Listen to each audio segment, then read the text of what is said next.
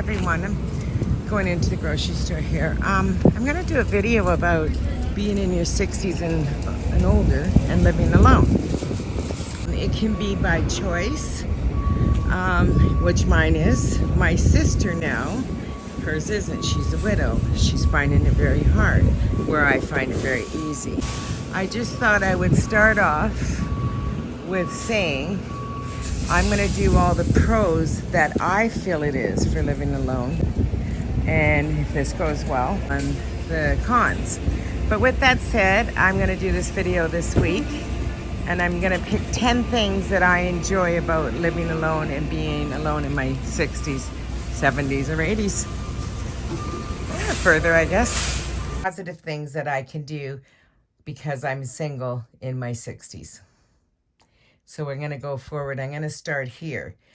Something I can do that I know a lot of people can't do is I can watch any show when I want, how long I want of it, pause it when I want to, come back to it when I want to, and no one's going to say anything. That's a big one. So that's number one. Just thinking. Number two, a big pro about living alone. When you want to be alone in peace and quiet, or you really just feel like curling up on the couch with a book, or you just don't want to talk, it's a beautiful thing when you can just be in solitude. And not everybody likes to be alone, but everybody has moments where you want to be alone and just left alone. Maybe for your thoughts, maybe you're thinking about something, maybe you're going to make a move, and you want to just, do the pros and cons in your own head. It's a beautiful thing when no one's disturbing you. So that's a big one for me. Good morning. I think this would be number 3 for me.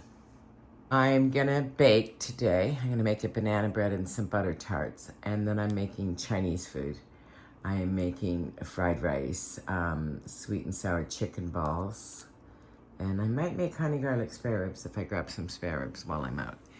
But you can do all the prep you want and walk away from it, because no one's here to tell you to put it away. Also, you can have anybody over for dinner that you want, any day that you want, and no one can say anything about it. Yeah. So there you go. Want to come for dinner? It's going to be good. Okay, number 4 of things that are beautiful about being in your 60s or older and being single. You can get up, get dressed in whatever you want to wear, whether it's funky or not, or proper or not, and go out and go wherever you want to go. Nobody's questioning you. And, don't come at me and say, oh, I can do that too. Sure you can. Sure you can. I'm talking about what I can do and what you can do when you're single. And if you have a partner, you do say where you're going.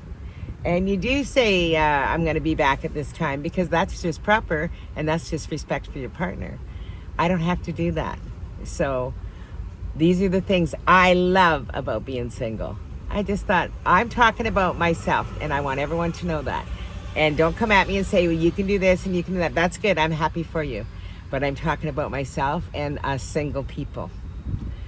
And if you're not single, appreciate if you were single, these are the things you can do too. And I know a lot of people are going to come at me and say, oh, I do whatever I want to. No, you don't. Guaranteed you don't. You answer to somebody because it's a form of respect. So you might not have to say need permission, but you still say what you're doing or where you're going. Number 5. This is a big one for me about being on my own in my 60s. I don't have to ask anybody what they want for dinner or consider what anybody else wants for dinner. I just consider what I want for dinner. So if that happens to be bacon and eggs or chicken fried rice or bacon fried rice, that's so be it. That's what it is, right? Yeah. That's maybe not a big one, but it really is when you have a partner, because sometimes they feel like lasagna and you feel like bacon and eggs. So you're not going to really make 2 dinners. You're just going to make one. So who's going to suffer there, you or them? So for me, I just make whatever I want. Yeah, this sounds very selfish, but being single, you can be a little bit selfish. That's just one of the things I like. This is another thing I like about living alone. Put anything I want on the coffee table, and as much as I want, and sometimes I fill it up full, and nobody says anything because it's only me. Number 7 things I like about being single is I can have all these big plants everywhere and nobody says anything. And Bob takes a lot of room and a lot of love. So I don't know if I'd have enough love for Bob and a partner. I'm just kidding. No, a lot of men would be like, oh, that's a lot of plants around here. But anyways, that's another thing I like about being single. Sitting there having coffee by myself, reflecting what I'm going to do for the day. These are all things that I enjoy about being single. And like I said before, I have a full coffee table. Nobody's going to say nothing to me. Yeah, and I'm going to get ready and get dressed and go thrifting and bring home more treasures. These are things I like about being single in my 60s. And I'm not putting any down anybody who has a partner. Bless you that you have one, and I hope you're very happy. I'm going to pick this to be number 8. This is a huge pro. I had a nice lunch. I had leftover fried rice around 1 o'clock. It is now 6 o'clock. I am not hungry. So I'm eating a watermelon for dinner. Now, if I had a partner or a spouse, I would have to have a proper dinner. Well, I wouldn't have to, but most people would have a proper dinner. And I know a lot of my girlfriends go, oh, I got to go make dinner now.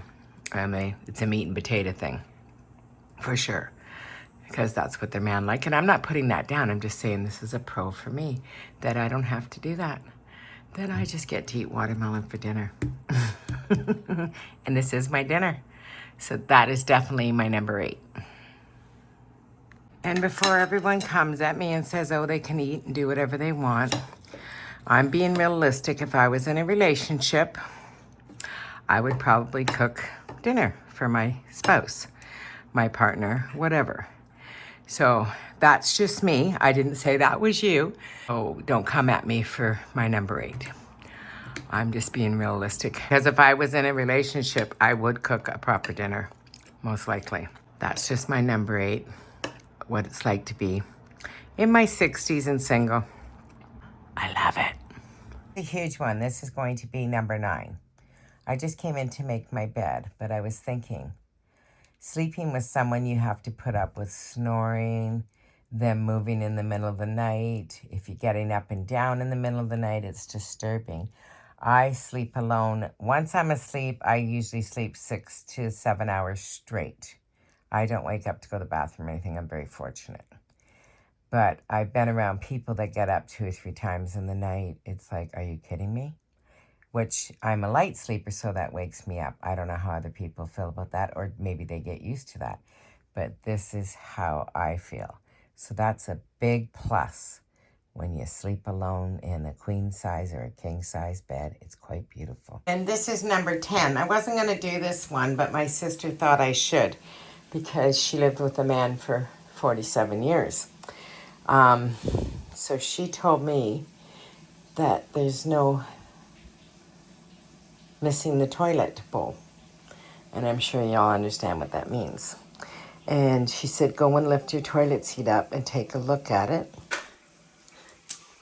And she's right. There's no missing. Anyways, guys, I just had fun with this. This was nothing too serious. Like I said, if it goes well, maybe I'll do some more. But if not, I'm just having fun. Because there's just me here and no man. So that was B number 10. I'll take this one step further. There's no shavings or anything in the sink either. And yeah, I'm going to say I like that one. Loves, guys. See you in the next one. Just thought I'd add to it. I had fun. Hope you all had a good time too. This was all in good fun. Not to insult anybody or anything like that. So don't take it to the next level, please. It was just me having a good time. Bye. Loves.